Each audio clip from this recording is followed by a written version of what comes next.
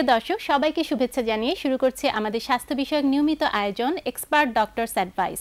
সঙ্গে আছি ডাক্তার শাকিরা ফয়সাল নোভা, আর আমার সাথে স্টুডিওতে উপস্থিত আছেন বাংলাদেশ এবং উপমহাদেশের প্রথম colorectal surgeon, Bangabandhu Sheikh Mujib medical বিশ্ববিদ্যালয়ের কোলোরেক্টাল সার্জারি বিভাগের অবসরপ্রাপ্ত প্রতিষ্ঠাতা chairman professor doctor AKM Fazlul Haque, যিনি বর্তমানে ইডেন মাল্টিকেয়ার হসপিটালে কর্মরত আছেন। চলুন কথা বলি তার সাথে। স্যার, আপনাকে অনেক অনেক শুভেচ্ছা জানাচ্ছি আমাদের আজকের পর্বে। শুভেচ্ছা দর্শক শ্রোতা সকলকেই যারা আজকে আমাদের অনুষ্ঠান শুনছেন। স্যার, আপনি তো খাদ্যনালীর বিভিন্ন রোগ সম্পর্কে আপনার অনেক অভিজ্ঞতা আছে, অনেক রোগী আপনি দেখছেন। আজকে একটা বিষয় আমরা কথা বলবো, সেটা হচ্ছে আইবিএস বা ইরিটেবল বাউল সিনড্রোম। বাংলাদেশে শতকরা কতজন লোক এই সমস্যায় ভুগে থাকে এবং কি ধরনের সিমটম নিয়ে তারা আপনার কাছে আসে? আইবিএস আমার মনে হয় শতকরা 25 থেকে 30 ভাগ লোক আইবিএস সমস্যায় ভোগে। এটি পেটের একটি সমস্যা। আইবিএস বলতে বোঝায় ইরিটেবল বাউল সিনড্রোম, শব্দটা ইংরেজি, এটার বাংলা আসলে নেই। তবে বাংলা সাধারণ লোকেরা যেভাবে বলে আমাদের কাছে যে আমার ক্রনিক আমাশা হয়েছে, আবার কেউ কেউ বলে যে দীর্ঘ সময় ধরে তার দীর্ঘ সময়, মানে এই আইবিএস বা ইরিটেবল বাউল সিনড্রোম এই রোগটা কিন্তু দীর্ঘস্থায়ী। একবার শুরু হলে তার বহুদিন ধরে চলতে থাকে। তো রোগীরা অনেকদিন ভোগার পরে যখন দেখেন যে আর কোনো মানে পথ নেই, কোনো আর সুরাহা হচ্ছে না, তখন তিনি চিকিৎসকের দ্বারস্থ হন। তখন তার সমস্যা যেটা থাকে তখন উনি বুঝতে পারেন যে আমার সমস্যাটা ক্রনিক আমাশায়। সাধারণ লোকেরা বলে, কেউ বলে আমার গ্যাস্ট্রিক আমাশা হয়েছে স্যার, কেউ বলে যে পেটে বদ হজম হয়েছে। তার মানে এটা আমাদের হজম প্রক্রিয়া, খাদ্যনালী। অনেকে কিন্তু বলে থাকে আমার দুধ খেলে হজম হয় না, বা শাক খেলে হজম হয় না, গরুর মাংস খেলে হজম হয় না, কোন একটা এই ধরনের বিভিন্ন খাবারের সাথে জড়িত আছে। মূল জিনিসটা হয় ক্রনিক আমাশা যে রোগী বলছেন বা গ্যাস্ট্রিক আমাশা, ঠিক আছে, কারণ পেটে এটার মধ্যে পেটের মানে হজম প্রক্রিয়াটা গোলমাল হয়। গোলমালটা হয় এভাবে যে পায়খানা আমি করতে গেলাম, পায়খানা ক্লিয়ার হচ্ছে না, পায়খানা হয়ে যাওয়ার পরে মনে হয় ক্লিয়ার হয় না, আমি এখন বসে থাকি। আজকালকার ব্যস্ত জীবনে মানুষের সময় কম। সকালে ঘুম থেকে উঠে যিনি ফজর নামাজ পড়েন, হয়তো আবার একটু ঘুম দেন, ওঠার পরে তাড়াতাড়ি উনি টয়লেটে যান। টয়লেটের সময় তো হিসাব করা, অফিসে যেতে হবে, রাস্তায় জ্যাম। তো টয়লেটে গিয়ে যখন টয়লেট ক্লিয়ার হয় না, তখন কিন্তু আমরা টয়লেট থেকে বেরিয়ে আসতে পারি না। এমন হয় আবার যদি টয়লেট ধরে, বাসে বা পথে যদি টয়লেট ধরে, সেই জন্য অনেকক্ষণ বসে থাকতে হয়। বসে থাকলে পরে ওনার সময় বেশি যাচ্ছে। আমরা সাধারণত দেখি যে সাধারণত টয়লেট 5-7-10 মিনিটে বেশি লাগার কোনো মতেই কথা না। আর কিন্তু একজন আইবিএস রোগীর টয়লেট করতে অনেক সময় লাগে। উনি বসে আছেন, পায়খানার সাথে আম যায়, পায়খানা ক্লিয়ার হয় না, রক্ত যাওয়ার সম্ভাবনা কম, পেটে ব্যথা থাকে। পেটে ব্যথা থাকে এইভাবে যে অর্থাৎ আমি যে খাবার খাচ্ছি সেটি ভালো করে হজম হচ্ছে না। আমরা যেমন ভাত, মাছ, তরকারি সবই খাই, যার স্বাভাবিক হজম প্রক্রিয়া ওনার কিন্তু কোনো অভিযোগ নেই। কিন্তু যার আইবিএস, উনি বলছেন যে স্যার আমার এই গরুর মাংস খাওয়ার পরে আমার পায়খানার সাথে আম যায়, তাহলে আমাশা হয়ে যায়। আবার কেউ বলছেন যে আমার দুধ খেলে পেটে হজম হয় না, পেটে গ্যাস বেশি হয়ে যায়, আমি সহ্য করতে পারি না, পাতলা পায়খানা হয়, অথবা আমার ঘন ঘন বায়ু যায়। আর এক গ্রুপ আছে যারা বলেন যে শাক খেলে, শাকটা অনেকে বুঝতে পারে না, অনেকে মনে করে আমি কোনো সবজিই খেতে পারবো না। শাক এবং সবজির মধ্যে পার্থক্য আছে। সবজি হলো যেমন পটল বা লাউ, আর শাক হলো লাউয়ের ডগাটা। কুমড়া আমরা খাই একটা জিনিস, আর কুমড়ার ডগা যেটা পাতা আছে এটাকে আমরা বলি শাক, কলমি শাক। এই শাকের মধ্যে প্রচুর তৈরি হয়, মানে ডাইজেশন প্রক্রিয়া, অনেক গ্যাস তৈরি হয়, যার জন্য গ্যাস বেশি হলে আমরা অফিস আদালতে কাজ করি বা সামাজিকভাবে কোথাও আছি বা আমরা নামাজ পড়ি, তো গ্যাস বের হলে আমাদের মলদার দিয়ে গ্যাস যাওয়ার সময় শব্দ হতে পারে, সেটা সোশ্যাল একটা এম্বারাসমেন্ট হয়। যে আমি মানে ওয়ার্ক প্লেসে আছি, সেখানে যদি আমাদের বায়ু বেশি হয়, বায়ু তো মানুষ মাত্র সবারই হবে, সেটা বেশি হয়ে গেলে তখন ঘন ঘন হয়, যদি একটা অড সাউন্ড হয় তাহলে সবার মাঝে এম্বারাসমেন্ট। তো এটা মানুষকে খুবই এম্বারাসিং করে, এবং ওই জন্যই তারা ডাক্তারের কাছে আসে। আইবিএস এ ভুগছে তার এই ধরনের সমস্যাগুলো হয়ে থাকে। হ্যাঁ, আরেকটা হলো যে ওনার পেটে ব্যথা হয়। পেটের ব্যথাটা সাধারণত বলে নাভির বাম দিকে হয় অথবা পেটের মাঝখানে হয়। তো নাভির বাম দিকে যদি ব্যথা হয়, আমরা সবসময় ধরি নাভির আশেপাশে বা নাভির নিচ দিকে হলে কোলনের ব্যথা। কোলন মানে বৃহদন্ত্র। বৃহদন্ত্রের যখন ব্যথা হয় তখন আমরা সমস্যায় পড়ে যাই। অর্থাৎ পুলিশ যেমন সবাইকে কিছুটা চোর বা আসামি মনে করে, ডাক্তাররা সবসময় আতঙ্কগ্রস্ত থাকে আমার এই পেশেন্টের ক্যান্সার আছে কিনা। তো ক্যান্সার যদি থাকে সেটা তো ভয়াবহ বিষয়। কিন্তু এটা কিন্তু ক্যান্সারও কিন্তু এই ধরনের সিম্পটমগুলো দেখা যায়, তো এটা কি অনেকে কনফিউজড হতে পারে যে এটা কি ক্যান্সার নাকি এটা আইবিএস, তো সেই ক্ষেত্রে এটাকে ডায়াগনোসিস কেমন করে করা? হ্যাঁ, যেমন পায়খানা ক্লিয়ার হয় না, রেকটাম ক্যান্সার বা পায়ুপথের ক্যান্সার হলে কিন্তু আমরা রোগী বলবো স্যার আমার পায়খানা ক্লিয়ার হয় না, আমি 5 বার 7 বার টয়লেটে যাচ্ছি, একটু আম যায় রক্ত যায়। যদি এটা আইবিএস হয় তাহলে সাধারণত রক্ত যাবে না, তার শুধু আম যাবে, মিউকাস, আম বলতে মিউকাস বোঝাই, মানে পিচ্ছিল, হ্যাঁ পিচ্ছিল পদার্থ, সর্দির মতো। এটা আম যাওয়ার বিষয়টা আমার মনে হয় বিভিন্ন ভাষা আছে, আমরা ইংরেজি ভাষায় বা ডাক্তাররা বলি মিউকাস যায়, কিন্তু রাজশাহীর লোকেরা বলে যে ল্যালপা যায়, আর সিলেটের লোকেরা বলে শ্লেষা যায়, আর বরিশালের লোকেরা সম্ভবত আম যায় বলে আম, আম সাম মিউকাস আর কি। সে লোকেরা বুঝে আমরা নাকের সর্দি যেভাবে যায় এরকম পিচ্ছিল পদার্থ। তো এটি গেলে পরে অসুবিধা নেই, কিন্তু এর সাথে রোগী ফিল করে যে আমি যে পায়খানা করলাম আমার ক্লিয়ার হয়নি, পায়খানা রয়ে গেছে। তো রয়ে গেলে তো প্রবলেম, রয়ে গেলে তো আমার তো একটু পরে আমার টয়লেটে আবার আসতে হবে, হ্যাঁ অস্বস্তি হবে, কিন্তু হচ্ছে না, সেন্স অফ ইনকমপ্লিট ইভ্যাকুয়েশন, অর্থাৎ পায়খানা ক্লিয়ার হয়নি, এটা খুবই খারাপ একটা ফিলিং, তখন কিন্তু টয়লেট থেকে উঠে আসা যায় না, এবং একটা টেনশন কাজ করে যে সে কাজের মধ্যে আছে, তখন যদি আবার তার টয়লেটে যেতে হয়, এখন বস ডাকছে তার সামনে দেখা যায় যে আমি যেতে দেরি করলাম, তাহলে তো চাকরির অসুবিধা, বা একটা মিটিং চলছে আমি টয়লেটে কোনো কারণে গেলাম, যে বসে থাকি বেশিক্ষণ, তাহলে তো অসুবিধা। তো এখানে আমাদের ডাক্তাররা আমরা চিন্তা করি যে এটা কেন হলো। আইবিএসটা হওয়ার প্রধান কারণ হলো যে সাধারণত কোনো ডায়রিয়া, ডিসেন্ট্রি যদি সিভিয়ার হয় সেখান থেকে এটা হয়। এটা কি প্রথমে শুরুটা কি হয় কোনো জীবাণু দিয়ে? হ্যাঁ, প্রথমে শুরুটা হয় জীবাণু দিয়ে, অর্থাৎ আমরা আমাদের দেশে আমরা যে খাবার খাই এবং খাবার খাওয়ার মধ্যে দেখা যায় সেখানে আমাদের জীবাণু থাকবেই। আমরা শাক খাই বা সবজি খাই, এগুলো আমরা সিদ্ধ করার পরে দেখা যায় যে পানি দিয়ে ধুইলাম, যে পানি দিয়ে আমাদের যে ওয়াশার যে ট্যাপের লাইনে যে পানিটা, এটা কিন্তু ভালো না, মানে এটার মধ্যেও মনে হয় জীবাণু আছে। তো এই যে জীবাণু সংক্রমণ, অর্থাৎ আমরা যে সিদ্ধ করে খেলাম সেটার মধ্যে জীবাণু মারা গেল, কিন্তু যে ট্যাপের পানি দিয়ে আমরা ধুচ্ছি, আমরা পেপারে প্রায়ই দেখি যে ওয়াশার পানি আর হলো সুয়ারেজ লাইনের পানি, মানে লাইন কাছাকাছি হওয়ায় খুবই খারাপ খবর পেপারে আসে, অনেক সময় বাজে জিনিসপত্র পাওয়া যায়। তো এর অর্থ হচ্ছে যে আমরা যে ওয়াশার পানি খাচ্ছি এটা যদি আমাদের সঠিকভাবে সাপ্লাই না দেয় তাহলে আমাদের মধ্যে জীবাণু সংক্রমণ হবে। আমি সিদ্ধ করে খেলেও পরবর্তীতে প্লেট ধুতে হচ্ছে, আমার হাত ধুতে হচ্ছে, তো এবং গ্লাস ধুতে হচ্ছে, তাহলে প্লেটে ওইখানে জীবাণু থাকলে সেটা পেটে চলে যাচ্ছে। মানে আমরা খাবারের সময় হয়তো বিশুদ্ধ পানিটা খাচ্ছি, কিন্তু হাত ধোয়া বা প্লেট ধোয়া, গ্লাস ধোয়া তখন কিন্তু আমরা বিশুদ্ধ পানি ইউজ করি না, সেটা কিন্তু ট্যাপের পানি ইউজ করি, যত বড় লোকই হন তখন কিন্তু ওই পানিটা ইউজ করা হচ্ছে। তো হলে পরে সেখান থেকে আমাদের ঢুকে যাচ্ছে। তো গেলে পরে আমাদের যখন ডায়রিয়া হয়, ডায়রিয়া হলে আমাদের খাদ্যনালীর ভিতরে স্ট্রং ইকোলাই বা অন্যান্য যেটা মানে যে সমস্ত জীবাণুতে সংক্রমণ করে তারা কিন্তু নিউরোটক্সিন তৈরি করে, অর্থাৎ নার্ভাস সিস্টেম প্যারালাইসিস করে দেয়।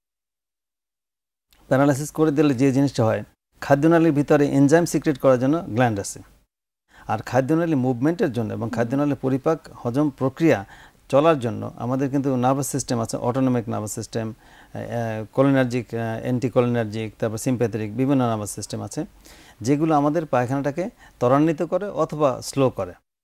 এখন যখন জীবাণুতে আমাদের সংক্রমণ হলো, সিভিয়ার ডায়রিয়া, দেখা যাবে রুগী বলছে স্যার আমার পেটে অসুবিধা, আমরা তখন জিজ্ঞেস করি এটা কবে থেকে শুরু হয়েছে, তখন বলে গত বছর ভাদ্র মাসে অথবা সেপ্টেম্বর মাসে আমার সিরিয়াস ডায়রিয়া হয়েছিল, তারপর থেকে স্যার আমি হজম ঠিকমতো আমার হচ্ছে না, বিভিন্ন গোলমাল হচ্ছে। তার মধ্যে একটা ব্লোটিং সেন্সেশন, ব্লোটিং মানে পেট ফুলে আছে, যা খাইলে পেট ফুলে থাকে, পেটটা ফুলে অনেক বলে স্যার বাস্ট হয়ে যাবে এরকম। তার মানে এই যে নার্ভাস সিস্টেম আমাদের যে সঠিকভাবে কাজ করছে না, এবং আমাদের এখানে যে বিভিন্ন মানে হরমোনাল ব্যাপার আছে, হরমোনাল ব্যাপারটাও আমাদের সঠিকভাবে কাজ করছে না, এবং আমাদের এটার সাথে আসলে অনেকগুলো বিষয় রিলেটেড, এবং খাদ্যনালীর ভিতরে যে জীবাণু আছে একটা ব্যাপারও এটার সাথে রিলেটেড আছে। আমাদের যদি কোনো কারণে ডায়রিয়া হয়, ডিসেন্ট্রি হয়, স্ট্রং ডায়রিয়া, তখন আমাদের যে জীবাণু সংক্রমণ হয় সেই জীবাণু আমাদের খাদ্যনালীকে প্যারালাইসিস করে ফেলে, এবং যে নার্ভাস সিস্টেম বা স্নায়ু আছে সেই স্নায়ুগুলোকে অনেক সময় ড্যামেজ করে ফেলে। এই ড্যামেজ করার ফলে আমাদের খাদ্যনালীর ভিতরে যে সমস্ত হজম প্রক্রিয়ার যে সমস্ত এনজাইম বা যে মিউকাস সিক্রেশন বা এনজাইম সিক্রেশন, এগুলো সব ওলটপালট হয়ে যায়। ওলটপালট হয়ে গেলে, এবং যে ধরনের ব্যাকটেরিয়া আমাদের খাদ্যনালীর ভিতরে billions and trillions of bacteria থাকে, মানে যেগুলো নরমালি থাকে, যেটা গাট ফ্রেন্ডলি, অর্থাৎ আমরা বলি খাদ্যনালীর সাথে ফ্রেন্ডলি কিছু ব্যাকটেরিয়া থাকে, জীবাণু, এগুলো আমাদের শত্রু না, এগুলো আমাদের বন্ধু, এরা আমাদের বন্ধু, এবং কিছু ভিটামিন সিক্রেশন করে, তারা সিনথেসিস করে। যার জন্য খাদ্যনালীর ভিতরে যে জীবাণু আছে সেই জীবাণু একটা হলো আমাকে ধ্বংস করে, আরেকটা হচ্ছে আমাকে হেল্প করে। তাহলে জীবাণু আমাদের ফ্রেন্ডলি আছে এবং জীবাণু আমাদের শত্রু আছে। আমাদের পেটের ভিতরে যে জীবাণুগুলো ছিল ফ্রেন্ডলি, সেই জিনিসগুলো মরে যায়। মরে যাওয়ার কারণে যে জীবাণুগুলো আমাদের মানে ধ্বংস করে, তারা আমাদের খাদ্যনালীকে ড্যামেজ করে দিয়ে গেছে, যার কারণে এই খাদ্যনালীতে আমাদের পরিপাক্রিয়া সঠিকভাবে হয় না। দেখা গেলো এক গ্রুপ আছে যারা বলে স্যার আমার শুধু পাতলা পায়খানা হয়, হ্যাঁ, আবার এক গ্রুপ বলে যে পাতলা পায়খানা হওয়ার পরে এমন কনস্টিপেশন হয় যে আমার 5-7-15 দিন আবার পায়খানা হয় না, শক্ত হয়ে যায়। তাহলে ডায়রিয়া ফলোড বাই কনস্টিপেশন, তার মানে বিভিন্ন রকম সমস্যা। আর এক গ্রুপ বলছে স্যার আমি টয়লেটে গেলাম, আমি বসে আছি, আমার টয়লেট ক্লিয়ার হয় না, শুধু আম যাচ্ছে, পায়খানা ক্লিয়ার হয় না। তখন অনেকেই করে কি পায়খানার ভিতরে আঙ্গুল দিয়ে পায়খানা করে। আঙ্গুল দিয়ে পায়খানা করা ছাড়া তার কোনো গতি নেই, কারণ সে বুঝছে যে আমি যদি অফিসে যাই আর পথে যদি পায়খানায় ধরে বা বাসে বসে বা গাড়িতে বসে আমি যাবো কোথায়, বাসে যেতে আমার 1.5 ঘন্টা সময় লাগবে। রাস্তা আঙ্গুল দেওয়া বা কোনো কিছু দিয়ে ভিতরে ইরিটেশন দিয়ে তারপরে পায়খানা করা, এটা আসলে আপনি একবার বলেছিলেন যে কায়রোতে একটা কনফারেন্স হয়েছিল, সেখানে একজন এটা হলো কোরিয়াতে কোরিয়ার সিওলে 2002 সালে সেই কনফারেন্সে আমি জিজ্ঞেস করেছিলাম যে অনেকেই পায়খানা রাস্তার ভিতরে আঙ্গুল দিয়ে তারপর পায়খানা করে, ছাড়া হয় না। তো রবিন ফিলিপস, ওয়ার্ল্ডের খুব ফেমাস সার্জন লন্ডনের, উনি বলেছিলেন যে it's a bad habit, you must send the patient to Mecca and get his hands chopped. অর্থাৎ ওরে মক্কা শরীফ পাঠিয়ে দাও, ওই যে চুরি করলে হাতের শাস্তি হিসাবে হাতের আঙ্গুল কেটে দেয়, সেভাবে কেটে নিয়ে আসো।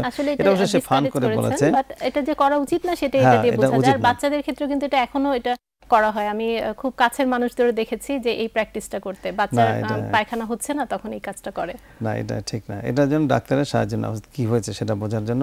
আর ভিতরে আঙ্গুল দিলে হয় কি নখের কোচায় এখানে ঘা তৈরি হয়ে যায়, এবং একবার যদি ঘা তৈরি হয় সেটা শুকাতে চায় না এবং ব্যাড হ্যাবিট হয়ে যায়। আমাদের ইরিটেবল বাউল সিনড্রোম এর অধীনে, মানে এর আন্ডারে বা এর সাথে ডিফারেন্সিয়াল ডায়াগনোসিস হিসেবে আসে ক্যান্সার, পাইলস, তারপর গ্যাস্ট্রিক, তারপরে ulcerative colitis, Crohn's disease, tuberculosis. এর অর্থ হলো এই যে খাদ্যনালীর ভিতরে বিভিন্ন রোগ হয়, কিন্তু তাদের উপসর্গগুলো, তাদের যে সিমটম, সেগুলো কিন্তু একই রকম সিমটম। তো সেক্ষেত্রে কিভাবে আমরা বুঝবো, বা এই ক্ষেত্রে ইনভেস্টিগেশন হবে। আমরা প্রথমত আল্ট্রাসোনোগ্রাম করতে পারি পেটের। আল্ট্রাসোনোগ্রাম বড় ধরনের টিউমার হলে সে বলে দিতে পারে খাদ্যনালীর ভিতরে কোনো একটা জায়গায় কোলনে তার টিউমার, ক্যান্সার সন্দেহ করছে। আর আমরা কলোরেক্টাল সার্জন বা গ্যাস্ট্রোনোলজিস্ট যারা, তারা করে কি, আমাদের কাজ হলো কলোনোস্কোপি করা। কলোনোস্কোপি হলো মলদ্বারের ভিতরে একটি যন্ত্র প্রবেশ করিয়ে দেওয়া হয়, ফ্লেক্সিবল যন্ত্র। এটা 162 সেন্টিমিটার বা 162 সেন্টিমিটার পর্যন্ত ভিতরে ঢুকে যেতে পারে। ঢুকে গিয়ে আমার খাদ্যনালী মলদ্বারের ভিতরে কোথায় কি আছে পুরোটা চোখে দেখা যায়, স্পষ্টভাবে দেখা যায়, একদম ক্লিয়ারলি দেখা যায়। আমাদের যে একটা রক্তের চিকন শিরা যেটা আমরা খালি চোখে দেখব না, সেটা পর্যন্ত দেখা যায়। 8 থেকে 10 গুণ ম্যাগনিফাই করা হয়। তো আজকাল অলিম্পাসের যন্ত্র আমরা যেটা ব্যবহার করি সেটার দাম খুব বেশি। তো সেটা ব্যবহার করলে রেকটাম বা কোলন, খাদ্যনালীর ভিতরে 5 ফুট অর্থাৎ 150 সেন্টিমিটার 150 সেন্টিমিটার পর্যন্ত ভিতরে আমরা সমস্ত কিছু চোখে দেখতে পারি। সেখানে যদি দেখি যে তার আলসারেটিভ কোলাইটিস আছে, তাহলে প্রদাহ থাকবে, ঘা থাকবে, সেখান থেকে রক্তমুখও থাকবে, মানে পুরাটা অ্যাংরি হয়ে আছে। আমাদের চামড়া আঁচড়ালে নখ দিয়ে যেমন হয়ে যায় ওরকম হয়ে যায়। আর একটা হচ্ছে যদি ক্যান্সার থাকে, তাহলে আমরা দেখব যে একটা আলসার, বড় একটা আলসারেটেড এরিয়া তৈরি হয়েছে, যেখানে বড় রকম একটা গ্রোথ, ফ্লেশি মাংসের মতো হয়ে যায়, সেখান থেকে আঙ্গুর ফলের মতো একটা টিউমার। আর যদি পলিপ হলে ক্যান্সারের আগের স্টেজ, কারণ অনেক রোগী আছে যাদের পলিপ থাকে। পলিপ মানে ছোট টিউমার। কোলনের ভিতরে পলিপ যদি থাকে, তা পলিপ থেকে সাধারণ বা বেশিরভাগ ক্ষেত্রে ক্যান্সারে রূপান্তরিত হয়, কারো 6 মাস পরে, কারো 1 বছর পরে, কারো 3 বছর পরে। তার মানে এটা যদি আর্লি ডায়াগনোসিস করা হয় তাহলে কিন্তু আমরা ক্যান্সারও প্রিভেন্ট করতে পারছি। আর অনেকে মনে করে যে আমার পয়সা খরচ করে আমি কলোনোস্কোপি করব কেন, সেটা যদি বলে তাহলে আমি বলবো যে আমার ডায়াবেটিস হওয়ার আগে আমরা আরবিএস ব্লাড সুগার কেন করব, আমার হার্ট অ্যাটাক হওয়ার আগে আমি ইসিজি কেন করব। কিন্তু ইসিজি তো আমার জীবনে 15 বার করেছি, ব্লাড সুগার আমার জীবনে 50 বার করছি। আমার জীবনে আমার ডায়াবেটিস নেই, আমি অপেক্ষা করছি কখন হবে সেটা আগে থেকে জানতে চাই। আর যদি এটাই হলো আসল কারণ। আর এছাড়া পাইলসও হতে পারে, আলসারেটিভ কোলাইটিস হতে পারে। অনেকে মনে করে যে পেটে গ্যাস্ট্রিকই হয় শুধু, খাদ্যনালীর ভিতরে যক্ষা হতে পারে, তারপর লিম্ফোমা হতে পারে। লিম্ফোমা আমাদের ভিআইপি রোগী আমাদের দেশে অনেকেরই কিন্তু হয়েছে লিম্ফোমা। তো এই জাতীয় বিভিন্ন রোগ হতে পারে। তো মূল কথা হচ্ছে যে এই রোগীরা জানতে চায় যে স্যার আমার তো কলোনোস্কোপি করলেন, আমার তো ক্যান্সার নাই, আলসার নাই, তাহলে আমি বাঁচবো কেমন করে, আমার কি হবে? আমরা তখন তাকে বলি যে আপনার খাদ্যনালীতে একবার ইনফেকশন হয়েছিল, সেইটা যে জীবাণুটার ভিতরে বিষ ক্রিয়া ছিল, টক্সিন লিবারেট করে জীবাণুতে, সেটা আমাদের খাদ্যনালীকে ধ্বংস করেছে। এখন আপনাকে বিভিন্ন প্রকারের ওষুধপত্র দিয়ে আমরা আপনাকে ভালো করব। আর হলো যে এই অসুখে ভুগতে ভুগতে অনেকেই হয়ে যায় সাইকোনিউরোটিক, অর্থাৎ মানসিক বৈকল্যে ভোগে। রোগেরও একটা সম্পর্ক আছে। হ্যাঁ, আইবিএস নিশ্চয়ই তাকে কাউন্সেলিং করা, বোঝানো, তাকে আশ্বস্ত করা একটা বড় ভূমিকা রয়েছে। এটা আমরা টেস্ট কলোনোস্কোপি করার পরে তাকে বুঝিয়ে দেই যে আপনার এখানে ক্যান্সার হয়নি, ঘা হয়নি, আপনি মারা যাবেন না। শুধু একটা জিনিস, আপনার খাদ্যনালীর হজম প্রক্রিয়া কিছু ডিস্টার্ব হচ্ছে, এটাকে ওষুধ দিয়ে আমরা লাইনে নিয়ে আসবো, আপনার দুশ্চিন্তার কারণ নাই। কারণ রোগীরা কিছু নিউরোটিক হয়ে যায়, নিউরোটিক মানে মাথা একটু হয়ে যায়, অস্থির চিত্ত। তো তাদেরকে কিছু ওষুধ দিয়ে আমরা যাতে তারা একটু শান্তিতে ঘুমাতে পারে, অথবা অ্যাংজাইটি, ডিপ্রেশন যেটা ছিল সেটার ওষুধও দেওয়া হয়। যার জন্য বলা হয় 100 জন রোগীর মধ্যে 35 জনের কিছু মানসিক দুর্বলতা দেখা দেয়। মানে এই সাথে তো যে খাদ্যাভ্যাসের সাথে ব্যায়ামেরও তো একটা ব্যায়ামের আছে, হাঁটা চলা ইত্যাদি, সেগুলো করতে হবে।